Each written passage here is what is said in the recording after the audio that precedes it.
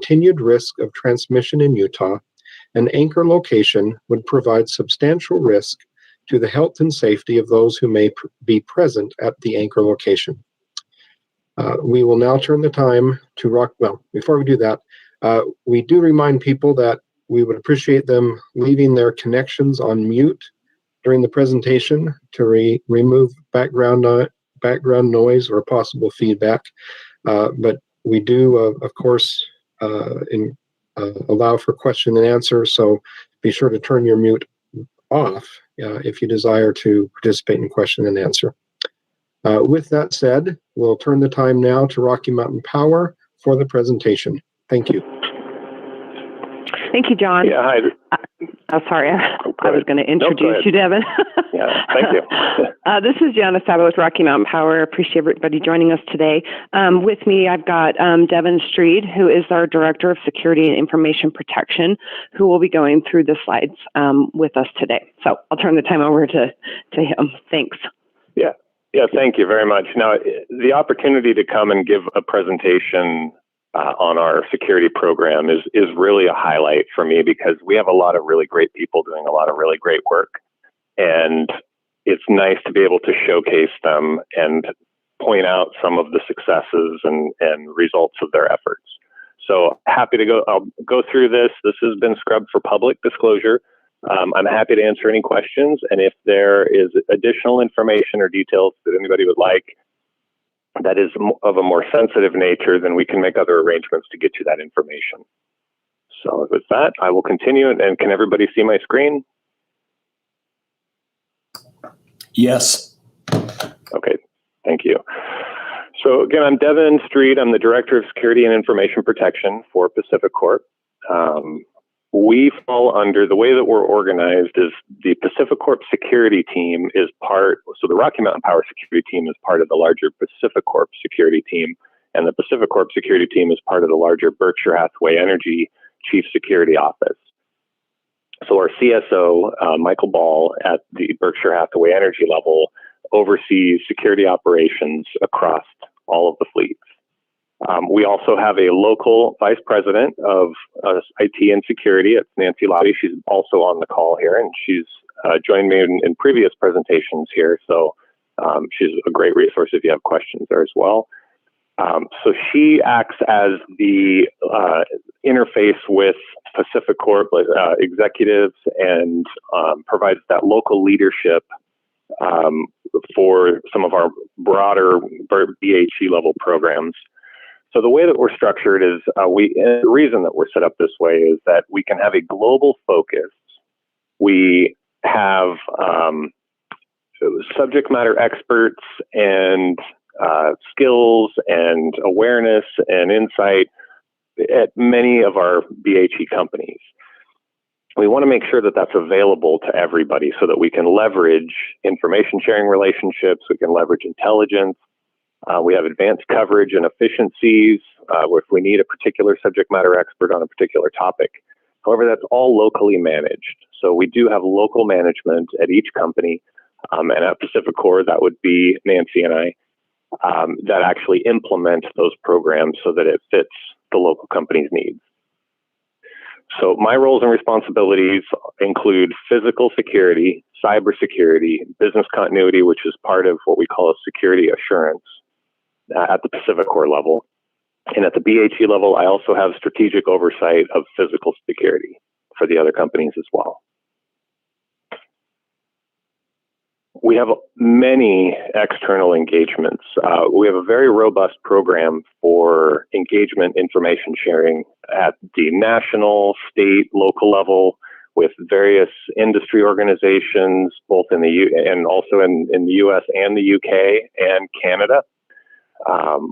We engage with all of the local law enforcement contacts in our service territory, as well as the FBI, InfraGard, Homeland Security, and non-governmental organizations such as CATI, the Center for Energy Advancement through Technological Innovation, and the National Association of State Energy Officials. So within the Pacific Corp Security Group, we have three functional roles. This is how we've divided how we operate. So the first is security operations. This is the tactical, day-to-day operating the security function. So we have our Global Security Operations Center, and the Pacific Corp Security Operations Center is located in Salt Lake City. That provides the real-time, eyes-on-the-screen monitoring of alerts and alarms, both physical and cyber, and then provides initial triage and escalation as needed as well for anything that comes in. It's also a single point of contact if an employee needs to reach out and contact security, and it's available 24/7.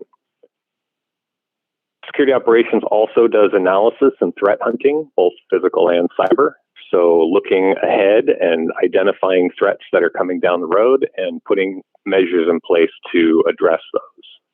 They also arrange for protective services if there's an elevated risk to the company or to personnel.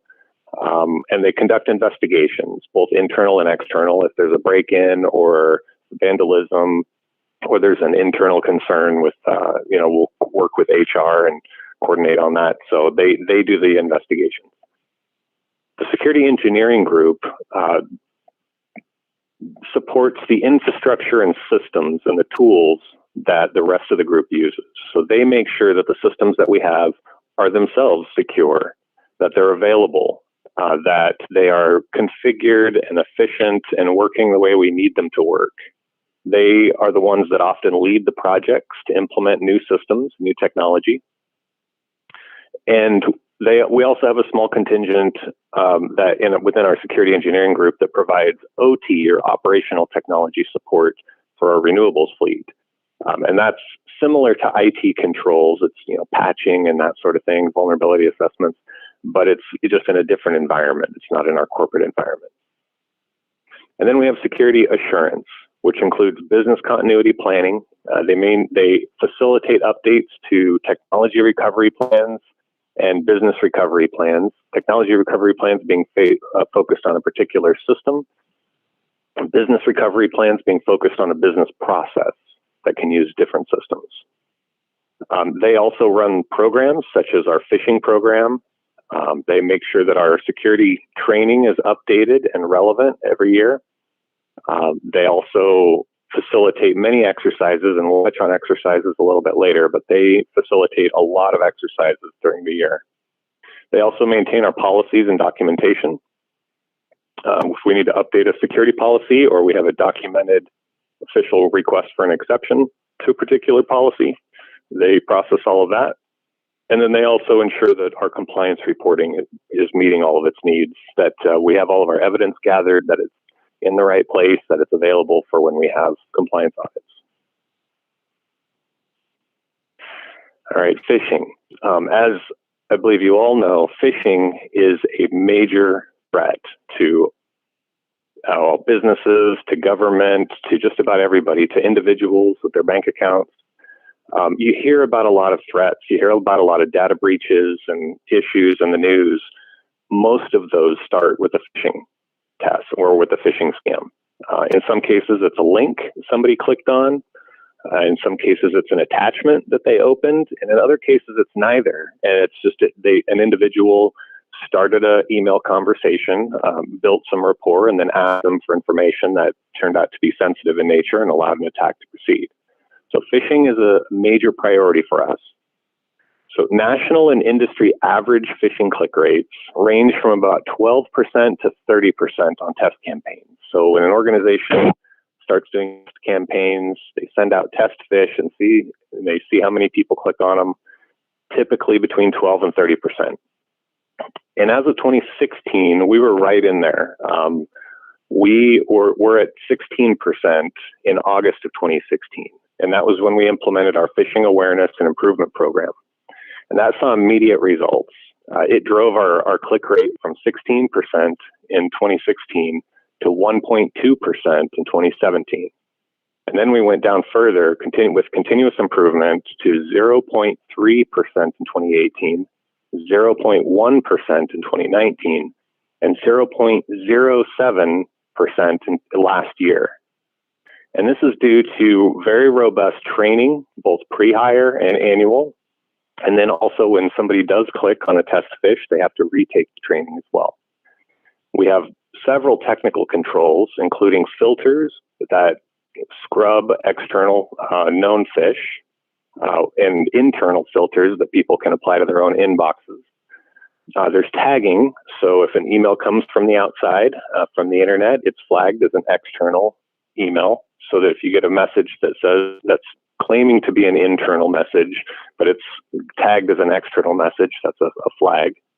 And then the internet rule. So we automatically sort all incoming external email into a special folder that's separate from your inbox. This again helps alert employees that if they see an email coming in claiming to be from HR or someone else, but it's in the internet folder and it has external tagged on it, those are red flags to watch out for.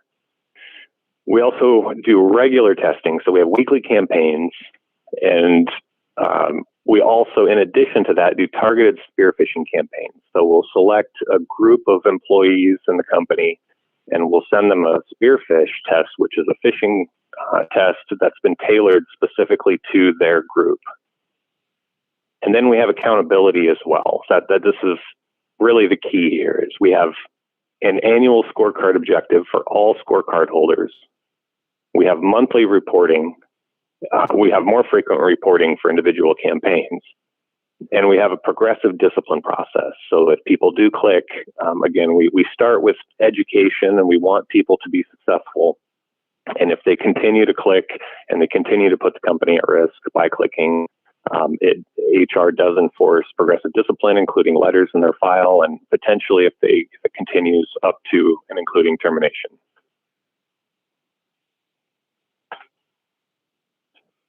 All right, integrated threats. After phishing, this is the next big thing that we focus on. So we've conducted annual vulnerability assessments where DHE hires a company that's a professional penetration testing company to come in every year and conduct a covert, integrated physical access, social engineering, and sophisticated cyber attacks. So they might sneak into a facility. They might conduct social engineering through phone or email or in person, and they launch offensive cyber operations to, scan our external facing systems, see if there's anything that's left open, and see where they can get in. We often don't land, and we don't know when they're coming, and so we have to react as if it were a real threat.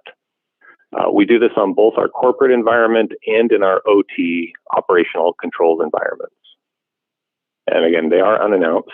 And so far, in the last many years that I've been working on this, we have successfully detected all covert testing, and we've prevented the loss of domain admin rights. So that's kind of the trophy that they're usually going for, which is domain admin rights, which would give them access to do a lot of things. And we've prevented them from gaining domain admin rights every time. We also do live fire engagements, which is where they come back, and this is not a covert, it's not a test, but it's where we sit down and work with them, the testers. Typically it's the same company, and they will they'll do something in our environment. They'll trigger a particular alarm, or they'll launch a particular script, and then tell us and say, okay, I'm doing this. Are you seeing this in your alarms and alerts? Are you seeing these indicators of compromise? And if we're not, then they'll say, okay, here's what you need to put in, these filters, these controls, and then we can make sure that we see those. So those are live fire engagements that we also do in addition to the vulnerability assessment. And then we have a lot of internal exercises. And again, I'll touch on that a little bit more, but a very robust internal exercise program. Before I go on, I just want to make sure everybody can still hear me, and are there any questions up to this point? We can certainly hear you, and I'm not seeing anyone indicating questions. Okay, great, thanks. All right, those of you that were in our previous presentations probably recall that we implemented the Center for Internet Security's top 20 critical security controls. So these are identified as industry best practices to improve a company's cybersecurity posture. So these are an established structure of technical controls, both in our corporate and operational technology environments, that provide a broad range of protections around systems. So you can see in here all of the 20 we call them CSCs, including inventory, maintenance, ports and protocols, access control, skills assessment and training, incident response, and then penetration tests and red team exercises. So it's a very robust framework that is focused on particular systems. So we apply this to all of our corporate and operational technology environments. And in addition to that, we also have an information security management system. So these two things go hand in hand, where the CSCs are very much focused on systems. The information security management system is focused on information, regardless of where it resides. So the ISMS is a benchmark framework of policies and procedures that have cyber, physical, technical controls to manage information risks. And again, this information could be sitting on a computer system. It could be printed out on a piece of paper on somebody's desk. It could be brought up in a conversation that could be overheard. So the ISMS looks at all of those, and there are 114 specific controls that we apply to make sure that we are addressing the risk. And it's customized to the context of the organization.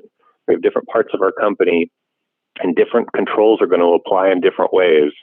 In some cases, we might have a higher threshold for what we're going to tolerate as far as residual. We might implement a different type of control. So again, it's very much customized to the context of the organization. And again, it follows the information, and it's not tied to specific systems, whereas the CSCs aren't looking at the information as much and more on the systems themselves. All right, security projects. We have several initiatives here. First of which, digital identity. So this is ensuring that we have standards-based requirements for digital identity processes and technology. So that includes identity proofing, which is when we give credentials to somebody to log into a system or access something, that we're ensuring that that is actually the person that we want to give those credentials to. Then identity authentication is ensuring that when somebody uses the credentials, are they still the person that is supposed to be using them? It hasn't been stolen and being used by somebody else. So we have processes and controls and systems in place to help with identity proofing and identity authentication for employees and contractors, as well as customers and external parties, to ensure that when a customer logs into their account, we know that's the right customer, and it's not somebody posing as them. And then last, identity federation. If you're not familiar with federation, a simple example is often you'll get a notice from Google or Facebook saying, when you try to open an app on your phone, and it'll say, do you want to log into this app using Facebook? That's a form of federation, where Facebook has very robust protections and controls to make sure that you are who you say you are. So as long as you're logged into Facebook and they've performed those controls on you, these other apps will trust that. So it's similar. There are different services, systems that we implement to help with federation, and this provides benefits to us in the form of access control. If somebody leaves, they're not leaving with the password that they can still use. We can shut it off. And it also helps the users. It's more user-friendly because you often don't have to log into a lot of different things. You can, once you're logged into our corporate environment, it can facilitate access to these other systems. Next is endpoint detection and response.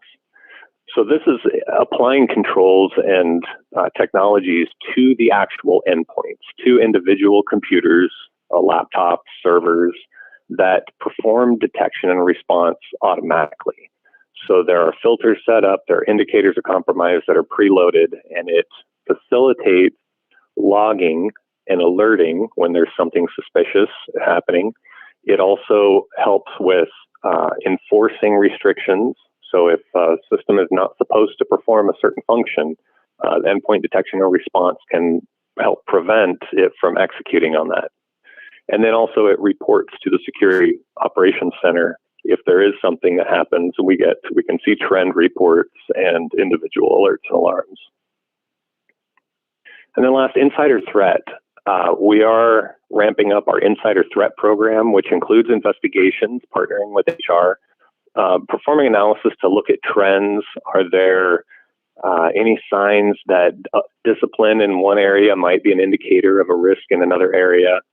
And it can be somewhat of a sensitive topic to look for insider threats, but it is a very real threat. It does happen, and there are many examples in the news of somebody either wittingly or even unwittingly compromising their own organization. So unwittingly might mean that they just got tricked. They don't intend to hurt the organization, but they are because they provided information that they weren't supposed to due to social engineering. Take a quick drink of water.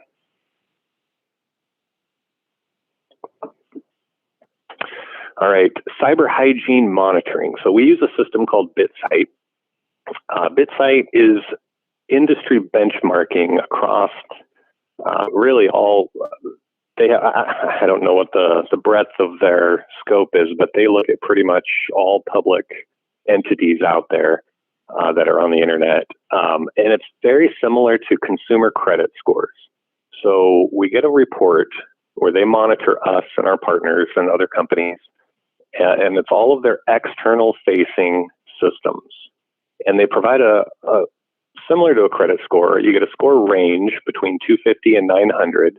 And it's very data-driven and objective. So, for example, if you have a server that's exposed to the internet and it's missing a patch, BitSight will see that because they're out there on the internet. They're looking at what the attackers are going to see. And so they'll report that, and you'll have a ding on your score, just like a credit score. So again, it's externally available information about internet-facing systems. Now, these are the highest risk systems because they're the closest to where the adversaries are. And they're also toehold systems. So if an adversary does compromise one of these boundary systems, they can then usually pivot into more sensitive things further in. We also leverage it for vendor risk management. So we look at other companies that we're going to do business with and that provide services to us to make sure that they have an adequate and acceptable BitSight risk. And if there are issues, then we'll work with them to say, we need you to remediate this before we'll move forward with doing business. And our score for the last several years has been 810, which is considered excellent. It's actually above the industry average for energy utilities. And that's been fairly consistent for the last several years. All right, business continuity and incident response. So this falls under what we call security assurance, I mentioned earlier. They focus on our cybersecurity incident response plan. So this is a plan that we have pre-written that says if there is a cybersecurity incident, here's how to identify it, here's who to call, here are the steps to take, and here are the escalation paths for notification. We exercise it regularly, and we're constantly looking at it for updates. So if personnel come and go, points of contact change, we update it it's a living document that's updated on a regular basis to make sure that it's fresh and relevant in case we need to use it. Thankfully, we have not needed to use it except in an exercise environment. But exercises are very important, so we are very aggressive in that. So as I mentioned earlier, exercises, we've conducted over 100 exercises just last year alone. Many of the themes include system restoration, process continuity to make sure that things like payroll and customer service can continue. Contagious disease, we think we've all exercised that one. SIP 14, which is very much focused on the physical attack against transmission substations. Ransomware, terrorist activity of various types, and more. Also, I don't have it in here, but natural disasters, earthquakes, wildfires, that sort of thing. And in some cases, it'll be a plan review where we'll sit down with the plan owner and make sure that they're familiar with it and that it's up to date. Sometimes we'll do tabletop exercises where we just walk through it at a good pace to have a scenario and just talk through what the steps would be. And then we also do functional drills where we actually have them execute on some of the measures that they would take. And they're both announced and unannounced. So in some cases, like plan reviews, it'll be announced, it'll be scheduled, but then some of the functional drills may be unannounced, where the business doesn't know that it's coming, and we launch an exercise to test them. So again, over 100 exercises last year, and we're on track to probably meet that this year as well. Business continuity incident response also operates cross-business and cross-BAG. We have a lot of resources, and as I mentioned earlier, skills and expertise at all the different companies. So within Pacific Core, we have people in Pacific Power and Rocky Mountain Power, and BHE at all of the other utilities. And so if there is a continuity of operations or an incident response need, they coordinate that to make sure that we're getting the assets and the resources that we need to address the issue. They also coordinate the NERC GridX 5 lessons learned implementation. So we participated in GridX 5. We took the lessons learned and are implementing updates to controls and programs as a result of that. And then also federal and military engagements. We regularly meet, as I mentioned on that second slide, with all our external engagements with external partners to get their insight into our risks based on their unique knowledge and access to intelligence. And we also have, in some cases, supported their operations where they need to test or drill or do some exercises with their personnel, and we've provided scenarios and we've provided facilities for them to do that. So audits and reporting. So internal audit. So we have our internal audit of our ISMS in Q2 of last year.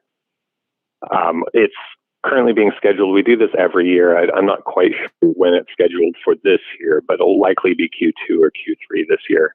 And that's to make sure that the ISMS is working appropriately and that it's being adhered to and that all of the risks and controls are still in place. We have ongoing internal audits.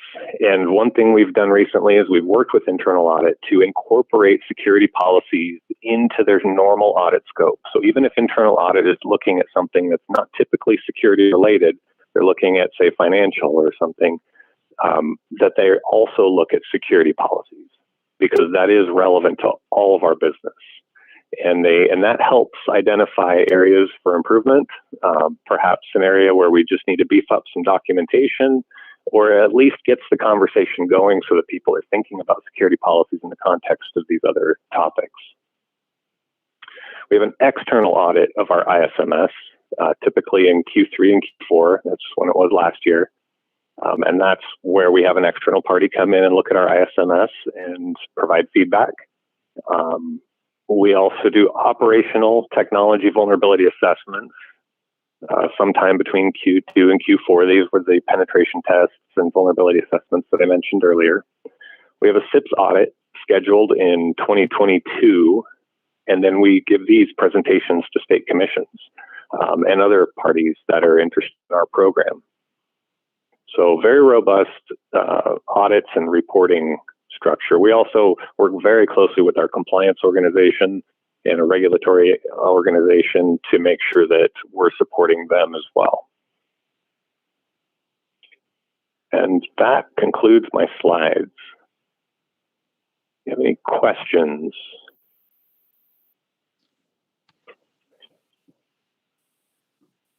I have one. This is Dave Clark.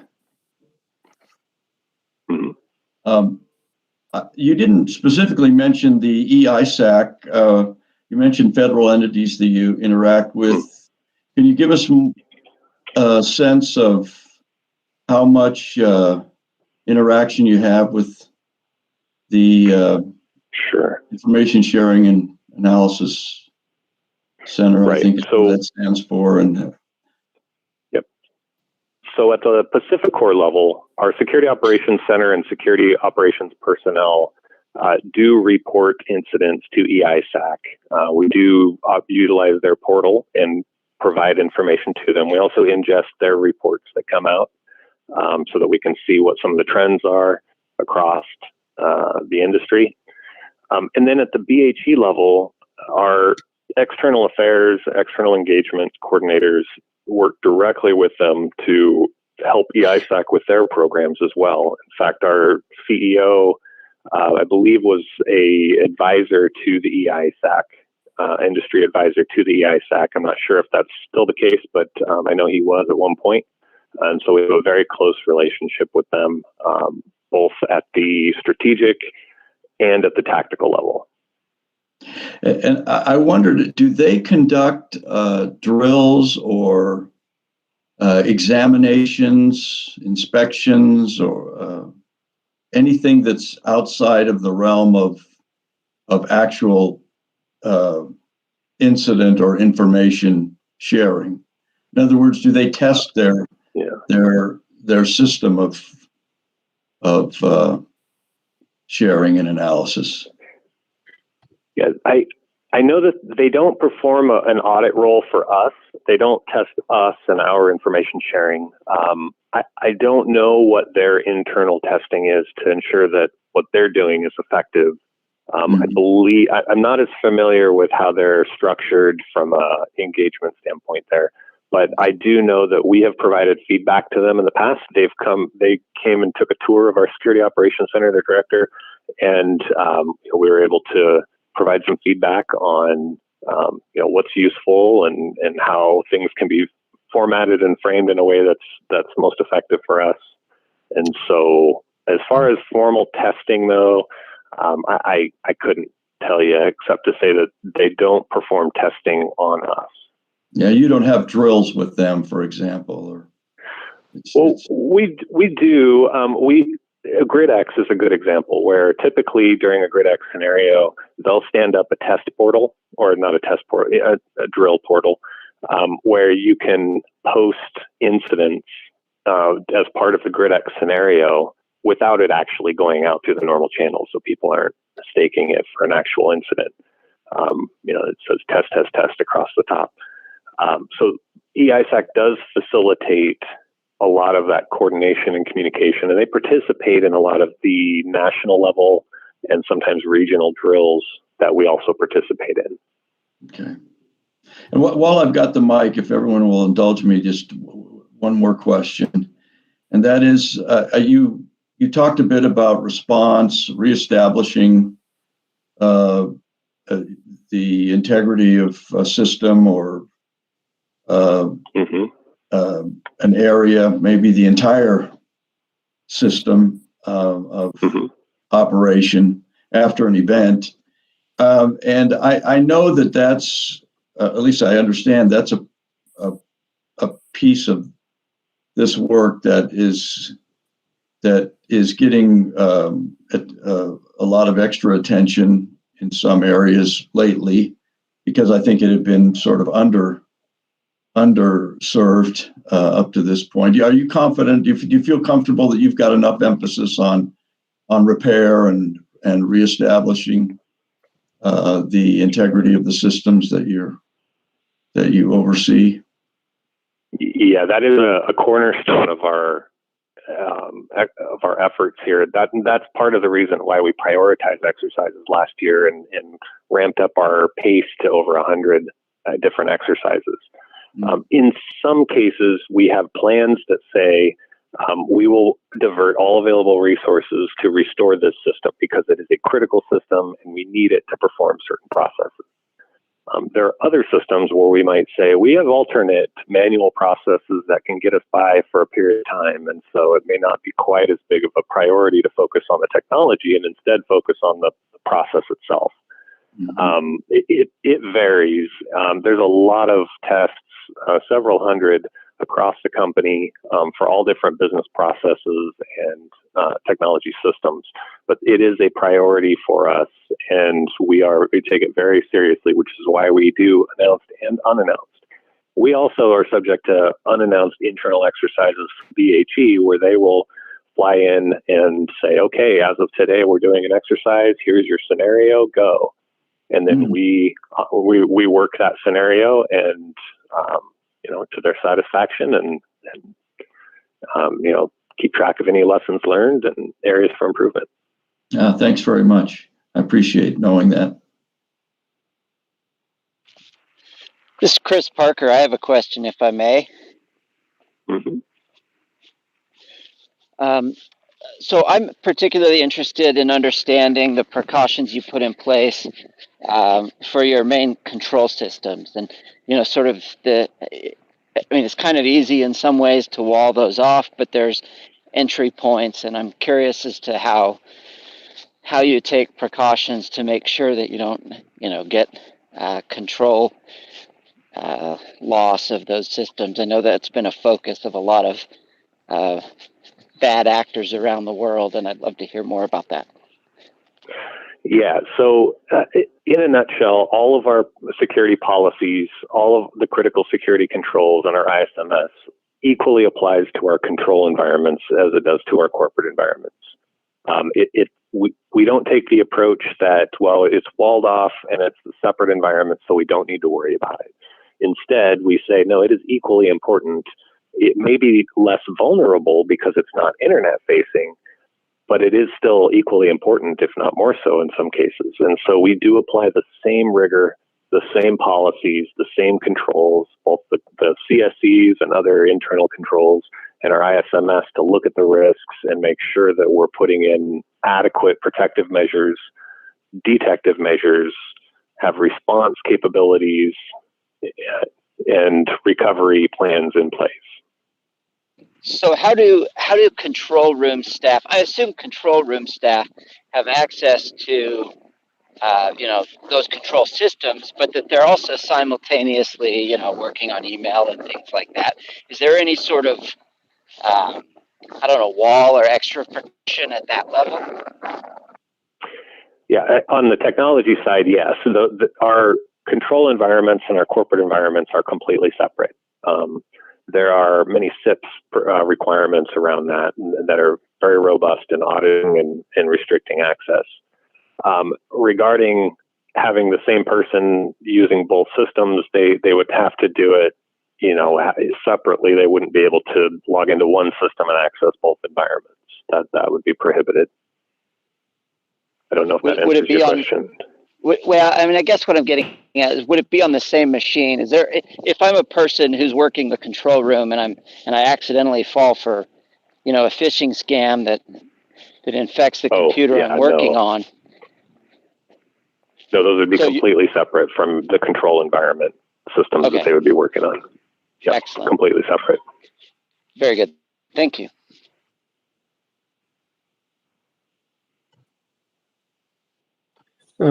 This is John Harvey. One quick question. On slide number 8, where you introduced the information security management system, I was curious if you could just give a quick example of that last bullet point of the type of information that crosses systems and what type of systems it crosses. Thanks. Sure. So some examples of the in-scope information for this that we would follow would be sensitive employee data or sensitive customer data, things like social security number, bank account numbers, that sort of thing. Again, an HR matter, a sensitive employee matter, could be stored in an HR file on a computer system, or it could be printed out and sitting on the manager's desk, or it could be HR people or managers having discussions in the hallway that others can overhear. So again, we have controls in place that say you have to have training, you have to have awareness, you have to follow these procedures when you're handling this information. And we restrict that access to it as well to ensure that only people who have a need for that information have access to it. But control environment, real-time data coming from certain systems would be information that we would follow across multiple systems, some financial information. But the biggest examples there that I think most people are familiar with are going to be employee data and customer data. Thank you.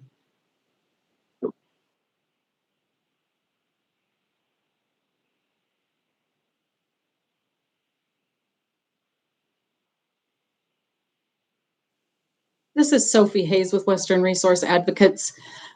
I have a question about when Pacific Corp invests in new technology, and I'm kind of thinking, as an example, the Advanced Resiliency Management System that you're putting in the distribution grid. But I think this would apply to both, the bulk electric system as well as the distribution grid. What is the process that brings cybersecurity into consideration as you deploy new technologies? Great question. So one of the foremost topics that we have in our controls and in our ISMS and in our policies says that when you have a change control, when you have a project, security must be included in that. We have visibility into different project lists and reports of ongoing efforts throughout the company, and we'll engage with folks. Also, many of the resources that support those types of projects reside in organizations like IT that are very familiar with the security requirements and controls and typically facilitate some of those discussions. Sorry, I need to cough 1 second. I'm going to go on mute. And they'll facilitate those discussions because they help apply a security control on system A, and now system B is coming out, and so they know that they need to apply that same control. Thank you. Yep.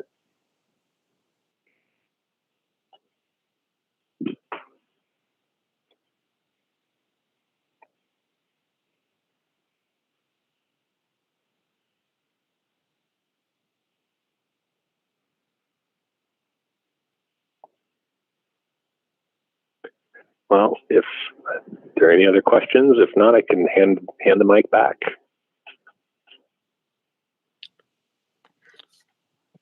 All right, well, seeing no other questions, on behalf of the PSC, I'd like to express our appreciation to Mr. Streed for the presentation and PacifiCorp, or to Rocky Power PacifiCorp for putting this information together and providing it in their filing.